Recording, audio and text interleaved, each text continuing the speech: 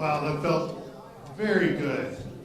Welcome, City Club members, friends, community members. It is so good to see everybody. This is my first time being at City Club since 2020, besides being on live stream. Fortunately missed it last month, and I hope everybody who was here had a wonderful time. My name is Jacob Fain. I am the board president for City Club this year. Thank you all for joining us. So today's forum, Awkward Conversations, explores the emotions that come up as we gather again in rooms like this. Hopefully we've had a chance to explore some of those around our table topics today. Whether it be in offices, family, friends, sometimes funny, sometimes painful moments can be awkward. But before we get started with our presentation today, just so everybody knows, we are a member and sponsor-supported organization. I'd like to take a moment to thank our sponsors whose generous financial contributions make these events possible. Our platinum sponsors this year are ASI Wealth Management, the City of Bend, St. Charles Health System, and Brooks Resources. Our gold sponsors are First Interstate Bank, Pacific Source Health Plans, the Central Oregon Association of Realtors. Our community partner in education is OSU Cascades. Our partner in higher education and workforce development is COCC. And our silver sponsors are Ameriprise Financial, Kittleson and Associates, Miller Lumber, Mosaic Medical, the Lucier Center, and Transformation Systems International. Let's give all of our sponsors a round of applause. And as we are at the end of the year, City Club is a 501c3 nonprofit. As you're considering your year-end giving, please keep us in your thoughts. Now to our program. Our moderator today is the Reverend Dr. Stephen Koski. He has been the senior pastor of First Presbyterian Church of Bend for the past 15 years. Stephen has degrees in English, psychology from Hamline University, master's and doctoral degrees from Garrett Evangelical Theological Seminary and McCormick Theological Seminary. In addition to being a pastor, Stephen has been a corporate trainer and motivational speaker and received the Speaker of the Year award by the National Speakers Association of Australia. Dr. Koski, the floor is yours.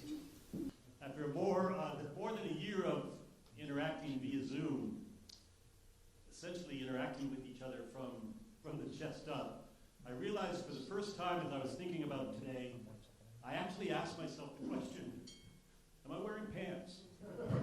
What pants am I wearing? Are my shoes matching? Have I brushed my teeth? All of those things I didn't think about for probably 20 months. And I was thinking about this returning to in-person gatherings, and it felt a little bit to me like, remember middle school dances? And how awkward middle school dances were? And that sense of you feel excited, and at the same time you're really anxious and maybe even a little scared. You're not sure how to act. You want to connect, but you're really not quite sure what to say. There's this awkward kind of small talk.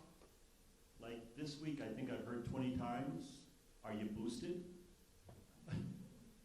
Where have we ever asked that question before? Are you boosted? And for me, I'm like wondering, have I lost my dance moves? If I ever had dance moves to begin with. And I've noticed that the extroverts are excited. The extroverts are like, yes, finally, back in person again. And the introverts, a bit like me, can't I just go home? This is a little bit awkward.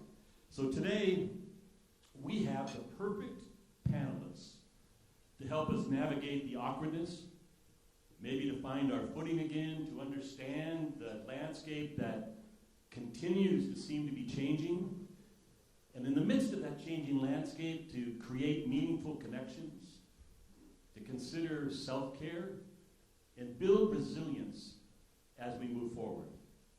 Both Laura and Judith are experts in communication, connections, and building community. And I want to begin by introducing Laura Grayson, who is a community cultivator who finds meaning in connecting people and promoting growth and development. Laura manages the Embark co-working community, a dynamic convergence of co-working space, Roughware's headquarters and retail store, Crow's Feet Mountain Collective, and Embark Fitness. Laura's varied interests and connections have her interacting with diverse circles in Bend, and she says she's inspired by the creative people that she's fortunate to cross paths with.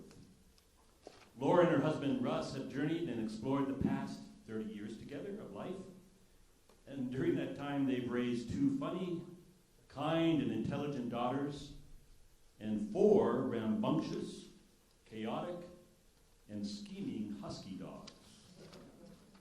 And Judith Sedora is a licensed marriage and family therapist in Oregon and Nevada with a master's degree in marriage and family therapy. And Judith's experiences in working with individuals, families, couples, and parent-child dynamics, and specializes in working with adoptive families, especially within transracial adoption.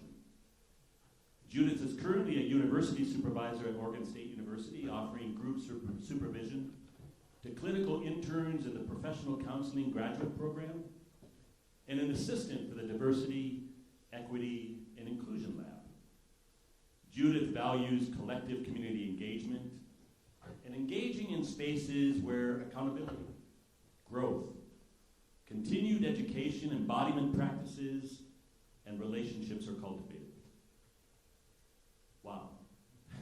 Central Oregon is indeed fortunate to have the gifts and the passions and the skills of both Judith and Laura, and we're really fortunate to have them here to help guide awkward conversations. So let's start with the awkwardness. As mentioned, I am the lead pastor at First Presbyterian Church here in Bend, and we actually just returned to in-person worship a couple weeks ago, after 20 months of online and televised worship services. And I was amazed how I was so excited and really anxious. In fact, I was actually kind of nervous and scared, and I've been doing this for over 30 years. And I couldn't remember the last time I was actually nervous to get in front of people on a Sunday morning. And so at one level, it was great to be back in person. It was great to connect with people. And at the same time, everything was different. Everybody was masked. We were told to kind of keep a safe distance from each other. We were encouraged, not to hug. And generally, we're a very kind of close community, so there's a lot of fellowship afterwards. And we essentially said, when worship is over, get out. Leave. So at one level, it was really exhilarating. And I have to confess, it was also kind of disappointing. But one thing was clear to me. It was absolutely exhausting. I don't remember, after doing this for 30 years, ever being so exhausted with kind of interacting with people. So I'm curious, what surprised the both of you as we've started to gather in person again? What for you has been kind of the most awkward? What have you noticed that's been most challenging? And why in the world is something we used to do all the time so awkward? Laura, why don't we start with you? What a big question. And also, I guess, that awkwardness of not speaking in front of people for a long time and then getting to do it, and suddenly super fun. And just wanted to say thank you to City Club for putting this on. Thank you, Kim and Daisy, for all your work and the opportunity. And thanks for showing up. So we have someone to talk to versus just talking to a screen. This is lovely. And awkward. So, oh my gosh, levels of awkward and surprise. Awkward in how we communicate with masks on, right? How we try to communicate with just our eyes these days.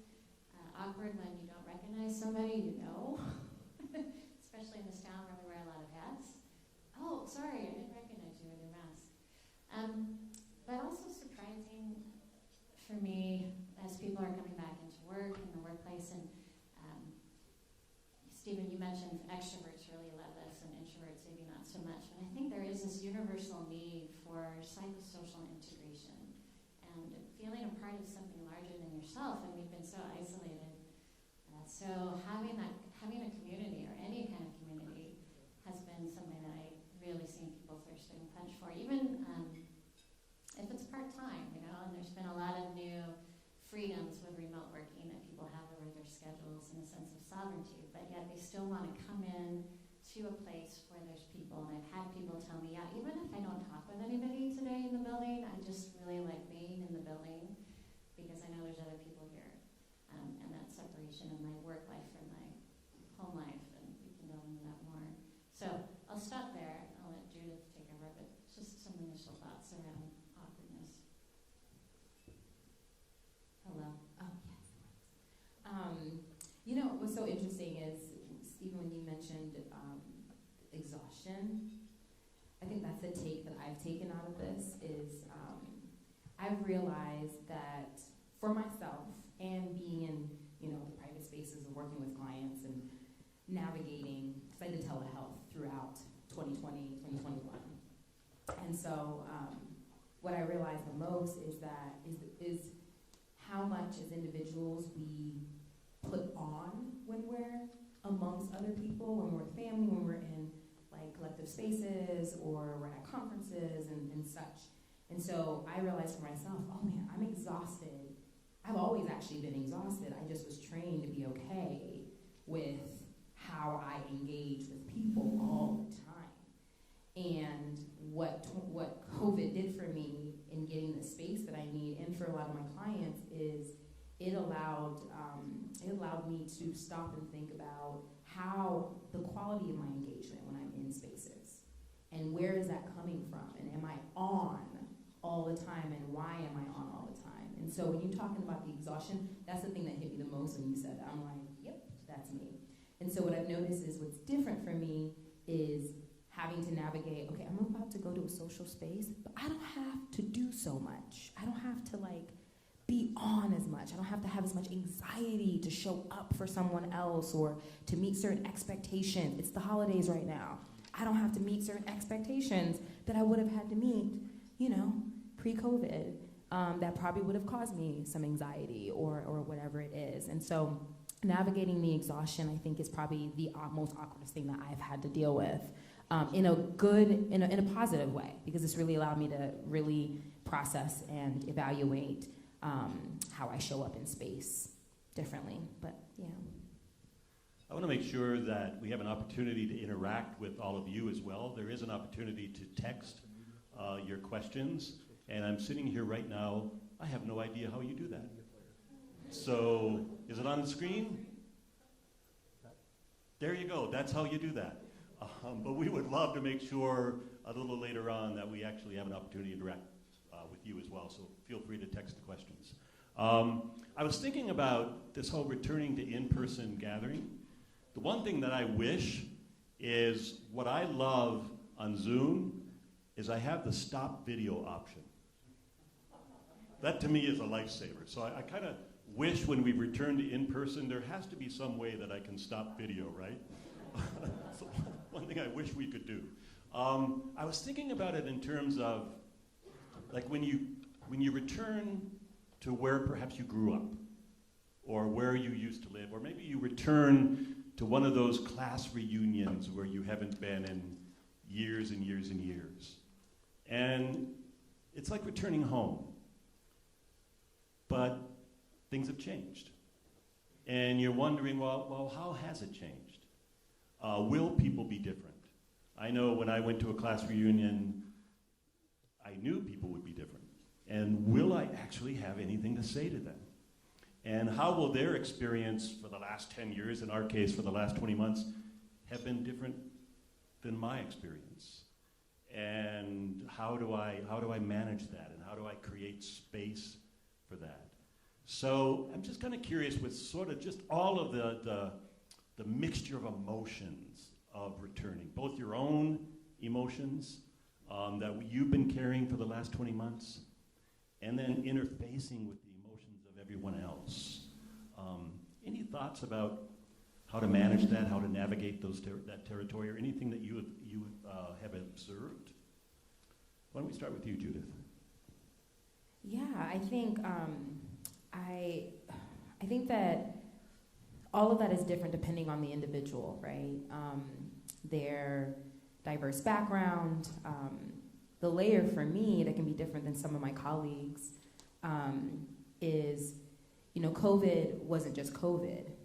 There was intersectionality of so many different things as it relates to just the racial divide in our country, right? And so for me, it wasn't just gathering together and handling the emotions that has to just do with COVID, but also had to do with COVID as it dealt with the racial dynamics and also everything that continued to happen politically and that stuff. And so I found myself gathering together with people of color. My community of people of color is going to be completely different, and it's going to stir up way more different emotions than when I was gathering with my colleagues who are white, right? And so I think for me, how the biggest thing that was helpful for me in navigating those emotions, and I'm still in the process of doing that because it's a journey in how we do that individually, but one of the biggest things is having my community of people that I feel completely safe with, that I feel transparent with, that I feel that I can just be so open and honest about what is coming up for me and all the intersectionalities of it, especially as it relates to my identity. And then on top of that, the limitations that have been placed on me because of COVID, right? And even connecting with my community because I had to connect with my community of color through Zoom, right? Connect to my family through Zoom and not in person as much as I did before, which is something that I needed in order to feel a sense of safety and joy and self-care. And so I needed that just as much, and that allowed me or gave me the ability to show up in other spaces having to do with work or et cetera, where the community is going to look different than myself, right? And so I think the biggest thing is who's that safety group? What is that community that's really safe, that you feel transparently, authentically safe to be around, that you can express all the depths and the deepest frustrations and anxiety and even be okay to express. I think sometimes what happens is we can express the negative parts of COVID, but not necessarily talk about some of the positive or life-changing things that happened because of COVID. And we can almost trauma bond, connect in that way in terms of the negative, but not really think about, okay, what are the things that actually cause growth? And if you can do that with your family in safe places, then you're able to navigate some of those awkward conversations with people that are maybe not your people necessarily. You can navigate some of the emotions that come up if you come from a different background and such. So that's something that was helpful for me. Laura, what have you noticed in terms of some of the complexities? I mean, one of the things I've heard in Judith is really the kind of observation of how complex a lot of these issues are and how complex the emotions are. What have you noticed? I love what you were just saying about you can't talk about the good things and the silver linings, and there's that interesting dichotomy where we've all experienced ups and downs through this, and some of those have been extreme. And many of us in this room particularly have been fortunate, and our experiences and me have been able to focus on the silver linings more than others, which there have been many. And so there's that sense of kind of, when talking with people, is that okay to celebrate that I've gotten this time with my family that was unexpected, my college-age daughters. So grateful for this time together, and the growth that was fostered in that period, and lots of perspectives for people have changed, and there's been a reprioritization for folks on how they're living their lives and how they're showing up for each other. And that's an important thing to talk about. The trauma bonding for sure too, that support, and to acknowledge this and to be present with each other. And then also to focus on the proactive, how do I want to change my life? I've been given this opportunity to pause, an unprecedented thing in our lifetimes, to pause and reflect and think about what's going on right now, and how is that serving me, that fast pace of living, the technological, digital, we're hypnotized sort of culturally, universally, and we all had a moment to kind of take a step back and take a breath, and the social imperatives became foremost in our minds, and how we're now showing up for people, even though we sometimes want to hide behind the Zoom camera, the video off. When we are present with each other, I feel like it's more authentic, There's not as many of those casual, how you doing? But we're like, hey, how is your day going? And a slowing down to be present. And before we started speaking up here, Daisy brought up she was living in the DC, New York area post 9/11, and how people walked around and acknowledged each other and looked each other in the eyes. And that was true for us when we did a visit there. And then today, now with COVID, because it's rippled out into a myriad of topics and events that have unfortunately shown us more differences than commonalities, we're not doing that same connection. We're looking for safety. So we're testing waters, but yet I'm finding where I get to work every day that people look each other in the eyes and we slow down, and those who show up are there for a reason, and they're excited to have some human contact. It's interesting because it seems like there are different questions that we've never really had to ask before. Like when we're an official work gathering or just even a personal gathering, we're asking questions like, do I wear a mask? Do I not wear a mask? Even here today, do I wear a mask in? Well, when I sit down, do I keep my mask off? When do I take my mask off? We asked each other coming up here, do we wear the mask coming up here? Do we not wear the mask coming up here? And it's odd and it's awkward. And there are questions like, are vaccinations required? Are boosters required? Who's going to be there? Are they going to be vaccinated? Now, how am I going to respond if someone in this gathering, in the space that I'm in, how will I respond if they're not vaccinated? How will I respond if they're not wearing a mask? What has been their experience that you were just saying? What's been their experience over the last 20 months? What grief, perhaps, are they carrying and holding that I'm not even aware of? And is there a chance that I will trample over that grief? So what used to be just simple logistical questions when you gathered now almost seem like existential questions and carry a bit of weight. So, Laura, have you noticed this? And how would you navigate these questions and in the midst of it, create meaningful connections? I'll go personal. For me, my life is on a journey of trying to open my heart more in a world where we've often, we've all been conditioned to compare ourselves to one another more than ever, just in my children's lifetime with the media that we have. And so for me, it's about opening my heart more and being present and compassionate and expressing empathy. And so this was a total wake-up call, and it's become super obvious for me when I show up, when I'm armored, and when I show up when I'm open. I'm taking flying lessons right now. This was something I did because my daughters are flying the coop, and I needed something to fill my time. And I've joked that learning to fly is a very grounding experience. You're not really like, oh, I'm flying. You are very present, and you have to be aware of what's going on around you.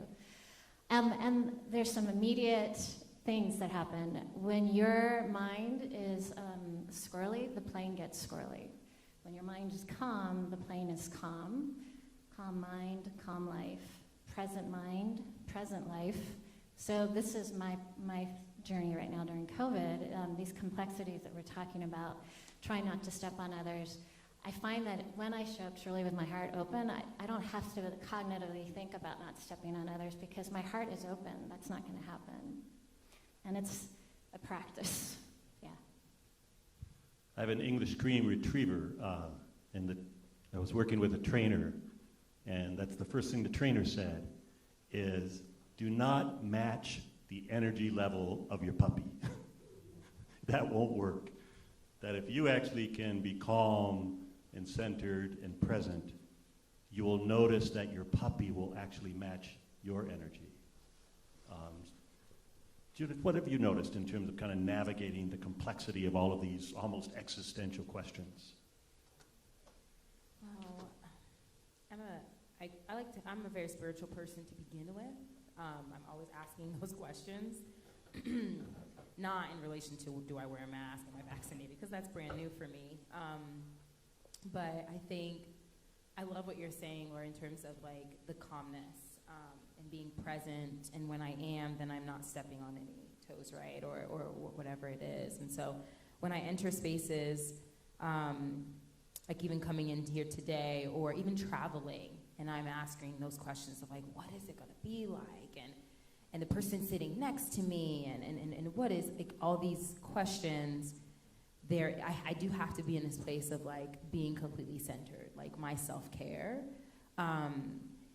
Because the one thing that I've learned definitely throughout this whole experience of COVID and everything else is that we are not in control of our own lives necessarily fully, and we're not in control of others and other people's decisions and what they do and what they choose not to do, and what does it look like to let go, really let go, and like take on the responsibility that you know that you have the responsibility for. And so my lesson has been, and it continually is letting go, and what does that look like for me? And so my self-care has to be at the forefront in order for me to do that. It's so funny you said that flying is can be the most grounded, because I was so anxious with all my flights these last 2 weeks. But it's true though, right? When you're present, then you're a little bit more grounded in that way. But yeah, I think the self-care part and letting go is super important. We were talking earlier how maybe one of the things that the pandemic has done is shattered the illusion that we are ever in control in the first place, and leaning into that and living with that. One of the other things I've noticed is people have different rules. Maybe we can even accept that everybody wants to be COVID safe, but one of the things I've noticed is that people have different definitions of what that actually means, what COVID safe means to them. And I'm curious how you navigate that, particularly when you interpret, perhaps, that someone else's decision-making is perhaps not safe or maybe even selfish. So how do you navigate any anger that you might be experiencing in that when you have conversations with them? Judith? Yeah, there's a sense of, we're talking about, the context is COVID, but I like to say that everything repeats itself, right? So just because, like we've been here before, where we've been sitting next to someone that has a different belief system or different definition of something that we don't agree with, and then it raises up anger or defensiveness. Like that's not new to our human nature, right?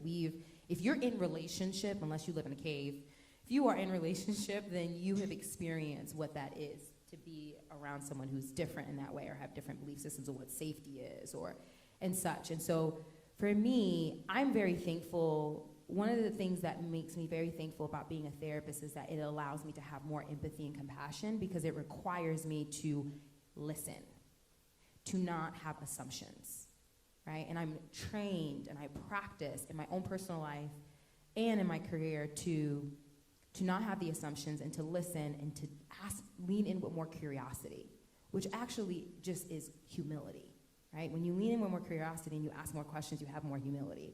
And something that I have noticed so well is that there tends to be spaces where we're quick, immediately, if the definition of safety is different than ours, then we are quick to immediately make assumptions rather than ask questions, right? And so even the conversation on whether someone is an anti-vaxxer or is vaccinated or not, there's an assumption that a moment that someone is not vaccinated, then it means something. The moment that someone is vaccinated, it means something. But why do we do that? If we actually lean into curiosity, ask more questions, and cultivate relationship, then we're gonna realize, or we may find out that there is so much more to the story and so much more to the human being that's in front of you. Does that necessarily mean you're gonna agree with them at the end of the day? No. But you see them by humanizing them. You see their humanity, the reasons why they do that. And you also see their past or their history that has led up to the decisions that they've made today. And is that bad? If we all have it, whether we're pro or not, and I'm not huge for polarizing things, but even if we have our differences, there's a reason why we do. Right? And our nature and our nurture is what cultivates that. So leaning with curiosity and humility, I think, is really important. Parker Palmer, an educator, talks about moving from judgment to wonder. And I was on the Parkway, and somebody cut me off, and I found myself immediately going to judgment and wanting to move alongside, and I'll show you. And how amazing it was when I shifted to go, I wonder what kind of day they had today. You know, there was a child in the car. I wonder if they're rushing the child to their doctor. And that when I shifted from judgment to wonder, how my own emotional reality changed. Laura, what do you think? Yeah, curiosity.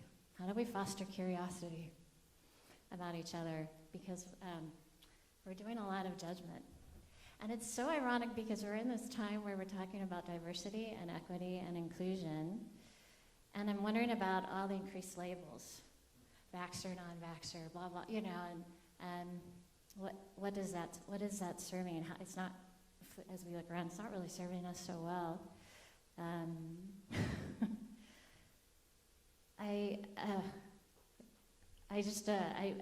I'm going back to what Judith was saying too, is empathy and compassion and my own personal practice. And I'm thinking a lot about words that start with I, that are intentional, intelligent, imagination, inward.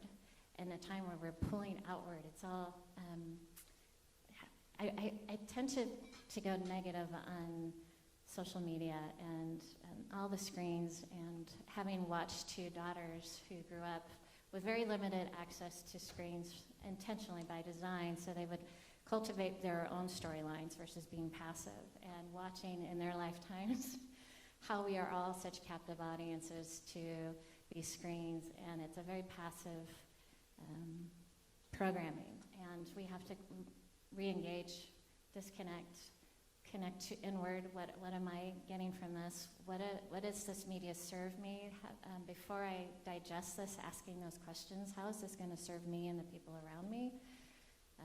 So that's a little soapbox thing that I do about, like, all right, how are we showing up here? And how can we avoid judgment and labeling one another? And where is that coming from? And let's do a timeout. Part of what I hear in that too is, in terms of connection from the both of you, is a heart connection. When I think of what civil rights leader Ruby Sales used to say, transformation never happens in the head space. You know, it always happens in the heart space. And what would happen if we didn't start with, well, what do you think about vaccinations? And we started with, well, where does it hurt? And we started at the heart rather than with the head. Well, the pandemic certainly has been this seismic event, and one of the things that I've noticed, it's brought to the foreground mental health issues, self-care issues, where before we kind of pretended that everybody was okay, and when somebody said, "Are you okay?" "Yeah, sure, I'm good." And now it almost seems like maybe it's a recognition that none of us are really as okay as we think we are, and actually it's okay not to be okay. I know with my staff, when this all started, I told them, you're not working from home during a pandemic. You're at home trying to do some work in the midst of a global pandemic. And those are two very different things. You're not working from home. You're home during a pandemic trying to work amidst of 1,000 other things. So be gentle with yourself. And let's be gentle with each other. So what do you think about the role of self-care and gentleness right now in helping us manage not only ourselves, but our interactions with one another? Judith? Yeah, I love the reframing of that, because that's the reality. Yeah, self-care, I think there sometimes can be this, I can be on the soapbox about self-care because sometimes there can be this, mainstream version of what self-care is that everybody jumps on the bandwagon on. But for me, self-care is like, it has to be sustainable for it to be self-care. Like, is it sustainable, right? Does it cause longevity? Does it cause the resting place for you and your mental health? Is that balancing correctly, right? And so for something that I've seen is, again, because everything that I talk about and every lens that I say, or take, I'm always understanding that context is so important and diversity is always in the midst of that. So my level of self-care is going to be completely different from a single mother who has 3 kids, who is living in the city, right? Home during a pandemic, right? Is going to be completely different. I have certain privileges that person does not have access to. And so everything that I say is from understanding that. And also, too, I take the lens of it has to be both and. Nothing is really and, like, either or. And I think we live in a culture and a society where it has to be either or, these polarizing things. But it's both and. It can be all in between. And so for me, the self-care is really about the individual and what they need and the community that supports them. I do hold the assumption and the belief that we are humans, that we're not created to do things alone. So connection is very, very vital and important. It has to be balanced in a lot of different ways. And so what does community look like in the presence of self-care, right? What does your village look like? What does your community, what does your support team look like in that way? And so even when we are by ourselves or we're having to be home or all the different things, I'm always thinking about what are the resources that are lacking and what are the resources that are there and present. Because resources is what allows us to flourish as a community and as people and individuals. We cannot do things on our own. And so a lot of the work that I did for myself is I immediately, even though I was home and my life shifted, completely slowed down, I immediately had to tap into, okay, so where are my resources? Even if it's online, even if it's, safe ways with my family, what is that? Because I know that that's going to be able to sustain my self-care.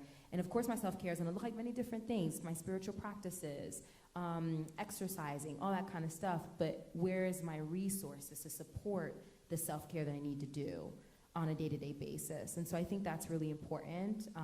And it's really important in understanding that there are communities that have limited access to resources, and what are we doing to support them in that? And so, yeah, I think I answered the question. Laura?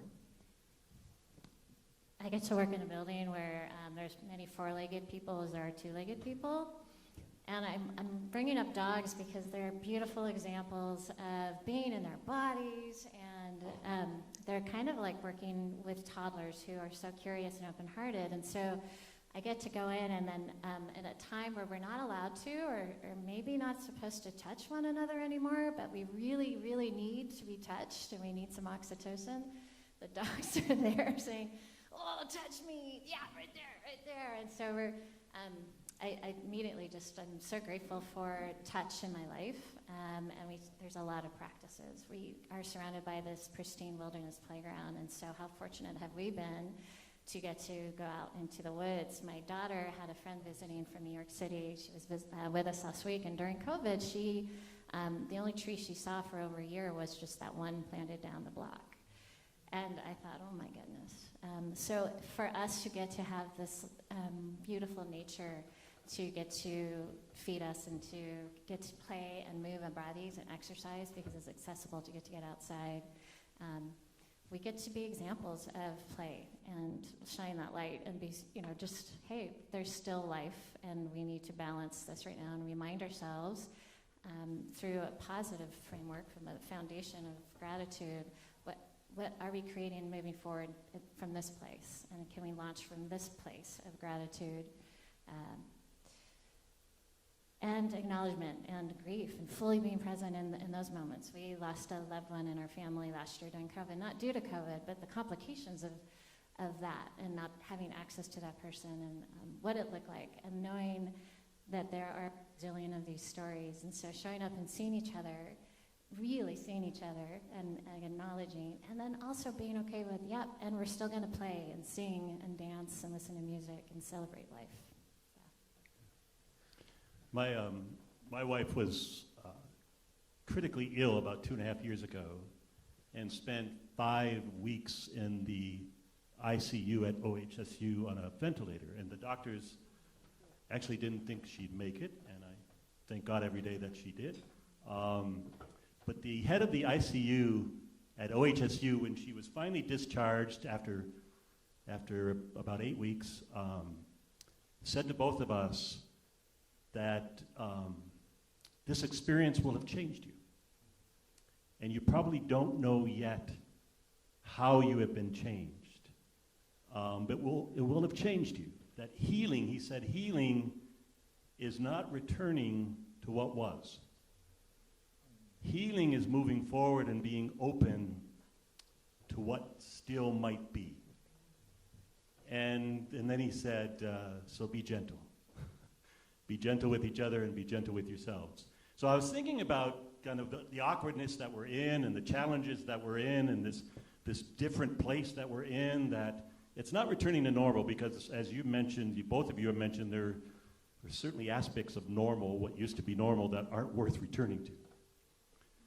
So it's moving forward to something.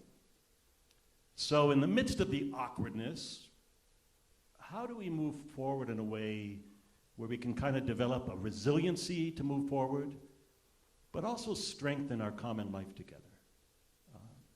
Laura? I don't know. Do you?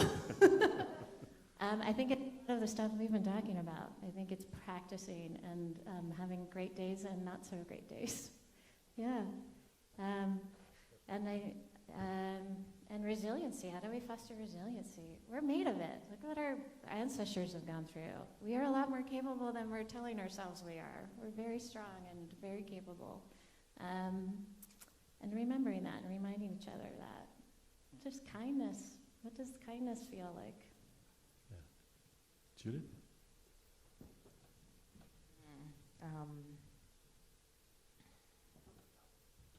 Yeah, I think it is everything that, like, a lot of things that we have talked about, and then I do think that it's also more that we don't know, right? I think that as a society, we don't have the answer of what exactly allows us to come together and move forward in this, like, resilient way of, like, what's going forward. It's going to encompass a lot of things. It's going to encompass fight. It's going to encompass kindness, compassion, joy, sadness. I think true growth requires every single emotion that is uncomfortable and comfortable. Right. And I wonder if the resiliency is really about how do we lean into the discomfort of what it means to grow as a society and as a culture and to change in all aspects. Yeah. I think COVID allowed us to lean more into discomfort. I think racial inequality, sexuality inequality, and all that kind of stuff allows us to lean into the discomfort. And I think the more that we learn how to do that collectively and individually, that's really where our resilience of change is going to happen. And a lot of it we just don't know until it happens, and we continue to move forward in that way. But it requires discomfort and uncomfort. Are there any questions? Is this a question? We're reminding people that you can ask questions via Menti. There's one that came in that said, I found a new connection with my inner introvert, and I'm wondering if others have had the same experience. Even today, after missing City Club of Central Oregon so much, I had the thought that I didn't really have to go. I think we talked a little bit about that extrovert and introvert stuff, and for me, part of it, I've always found that I've been energized spending time with people, but I've also spent a lot of time in nature by myself with my dogs. And I think that's what I was kind of pointing out earlier, is that we need to do more of that inward reflection and stop taking in everybody else's paradigm, but think about what is mine, and how can I, intentionally imagine my life and create, and do that without feeling like that sense of all of that external overwhelm. And so I think that's what we're talking about when we're talking about the introvert, is that our own inner wisdom, and where we find that we really know ourselves, that has to happen inside. Yeah. And everyone's been fortunate in that we've been it's been forced on us, this opportunity. And I think it's really also about connection, that I've just been amazed. I'm an introvert in an extroverted job.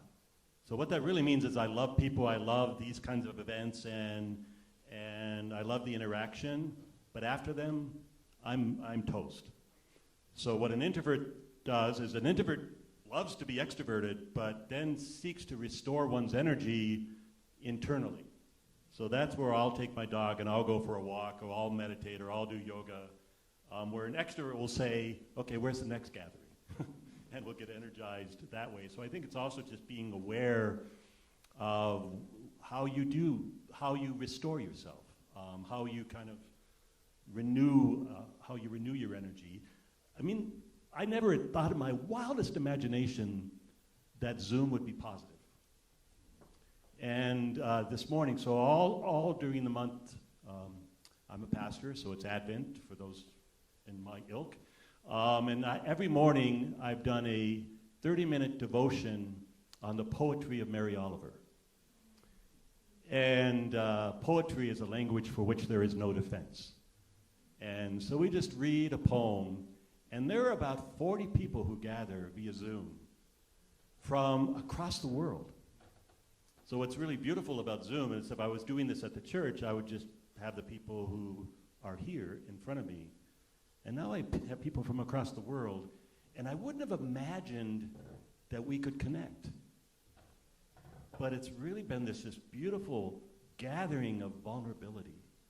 And that's really what connects us, is when we're willing to be vulnerable. So you had said, get rid of the either or. Let's kind of lean into the both and. This can be absolutely fantastic, and it can be fantastic to be on Zoom or just be by yourself. Yeah. Any other questions? Yep. Question from the audience. What do you do if you don't agree on anything with close family?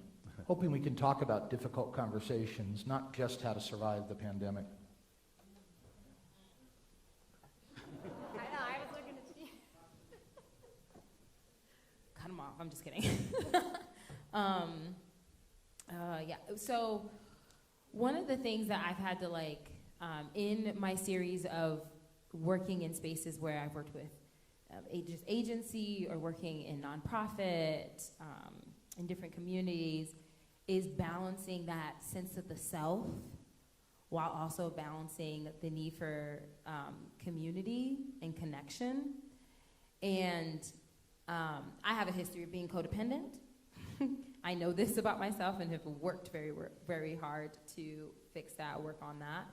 And one of the things that I really focused on was, okay, how can I I have many different families who have different point of views, friends, and so one of those things is, how do I differentiate myself, right? Like, where do I begin? Where do I end? Where does the other person begin, and where do that person end? How do I not be so enmeshed, right? And find my sense of value and approval from my family or the community around me. And so that required a lot of self-work, and it's part of what I said earlier about letting go. I think sometimes we have a need, or at least I have found I had a need for someone to believe or think the same way as me, because for some reason it says something about myself.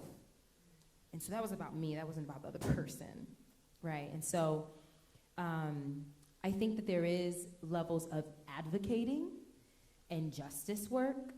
We can find out what all of that means for ourselves. There is a level of that, but I think it takes the self to understand where things are coming from, right? So when you desire to have a conversation with someone that thinks very differently from you, whether it be situations having to deal with COVID or any other very controversial topics or situations, sensitive situations, it really is about where is it coming from that you're having this conversation and why you desire for them to change their mind, right? And then it's also around what boundaries, healthy boundaries, that you need to set in place in order to protect your spirit and yourself as an individual or your family, the people around you. There are relationships that I unfortunately had to cut off because I had to think about my emotional safety. It doesn't mean that I hate them. It doesn't mean that I have any judgment. It just means that at the end of the day, when I sit with self and when I think about my emotional, mental, and spiritual health, I have to then set boundaries that are healthy and that can protect that or protect my family. And I'm gonna have to do that. And you can do that while still caring for people from afar. And so I think that's the biggest thing I would say about when you have those conversations. You have to identify where, in that relationship with that person, what is happening with self? What is your motives? What is your boundaries? Are you differentiated? Is there a sense of approval? And then if there are things that you need to advocate and seek justice for, well, you gotta look at boundaries to make sure that's coming from the right place as well, too. Go ahead.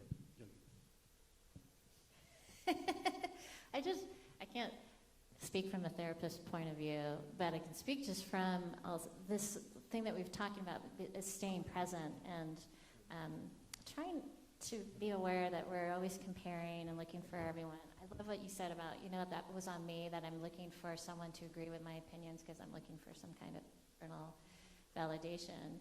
And how can we show up where we're just present with people and play board games and laugh versus let's talk politics? Maybe not. Maybe we shouldn't talk politics right now. Let's just let's learn how to play together, create something together, collaborate together. What a powerful force is when we come together. I see the product design team at Rough is such a cool group of people, and how fun is it to have a job where your job is to invent and create solutions that help dogs out in the world. And there's a million people in this room. I'm looking at a lot of folks from the city sitting in here and how they work together and collaborate. And I know there's great friendship and laughter that happens there too. That's powerful. That's so maybe instead, let's just redirect our focus. How do we come together, and what can we do to create instead of compare? One last question from the audience. Has anyone else added naps into their schedule? Shifting the 9-to-5 model of work to earlier and later with breaks in between. Go ahead. I love that. There's a ministry. It's called the Nap Ministry. It's a Black woman, Yep. and it's a movement. Yep. It's an actual movement it's actually a form. She has this idea that taking a nap and moving away from the capitalistic culture and the way that we do things, which is kind of work, grind culture, that is actually a form of resistance towards that. And I love it. And so I have adapted naps. I have adapted breaks in between meetings. I have adapted vacations. And that has been a huge source of my self-care. And not only that, but also my resistance work of okay, so I'm able to identify, am I just a product? Am I treating myself as an object because society and culture tells me I'm an object that has to produce and be productive and to do? I don't have to be that. And so how can I be tender and have compassion for my body, for my mental health, my spiritual health, and say no? So I have said no this year more than I have ever said no in my life, and it has been the most liberating thing for me. Amen. It's interesting. Sabbath, the idea of Sabbath, from my perspective, is really intended to separate yourself from productivity, to recognize that you are not what you produce. And the poetry of the creation story, in my view, it's poetry, not history or science. It's poetry of the creation story is on the seventh day it says not only that the one who created rested, the one who created delighted in what was created. And that's actually part of the creative process. The rest isn't an add-on at the end that you may or may not get to if you have time. The rest is actually a part of the creative process, that if you don't rest, if you don't nap, you're not going to be creative. And so, yeah, I'm with you. Naps, absolutely. I think we're finished. Well, let me extend my thank you I to just both wanted Laura to say and there's two Judith. word takeaways that everyone in this room should take away. 2 words: nap ministry. Yeah. Thank you all so much for being here today, and thank you to Judith and Laura for being willing to come up here and speak, and to Stephen for being willing to moderate this conversation. Thank you to Daisy Lehman and Kat Mastrangelo for putting together this forum with our moderator and speakers. And I'd also like to thank a couple elected leaders that we've had here today. We have from the Bend City Council, Council Member Rita Schunkelberg, and then our newest City Council member out in Redmond, Kat Zwicker. I'd also like to thank the class of, the 2022 class of Leadership Bend, who was listening to our live stream. This is the day that they meet. And as we build back City Club, we are currently seeking volunteers for all our committees, so you can talk to me or any of our board members about that. And speaking of awkward, one of the most awkward things about coming back in person is our balance between our virtual audience and our in-person audience. So I know our virtual audience had some audio issues today, so we do apologize for that. And we are working through all that along with everyone that's in this space, trying to figure out how we come back together. There were also a couple awkward questions that we got, and we will address those offline. As you can imagine. If you're not currently a member, go ahead and go to cityclubco.org and look at our membership options and sign up before the end of the year. And then somehow in just 1 month, we will be back here on January 20th for our forum with the Oregon Community Foundation, and that's going to be is zip code destiny. We will discuss what factors determine where Oregon children have the best chance of breaking the cycle of poverty and why. And that will be both a kind of a policy and a societal discussion, along with some very specific neighborhood and county data for our Tri-County area. So thank you again for being here today, and for those of you online, please continue to cultivate conversation about issues that connect us to build a strong community.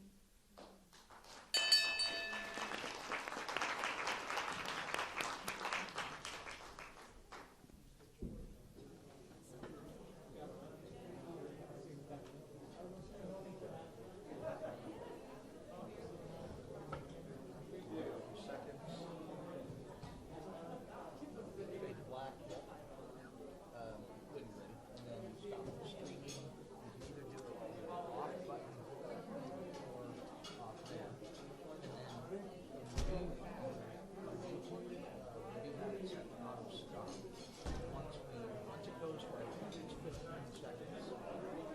So we'll confirm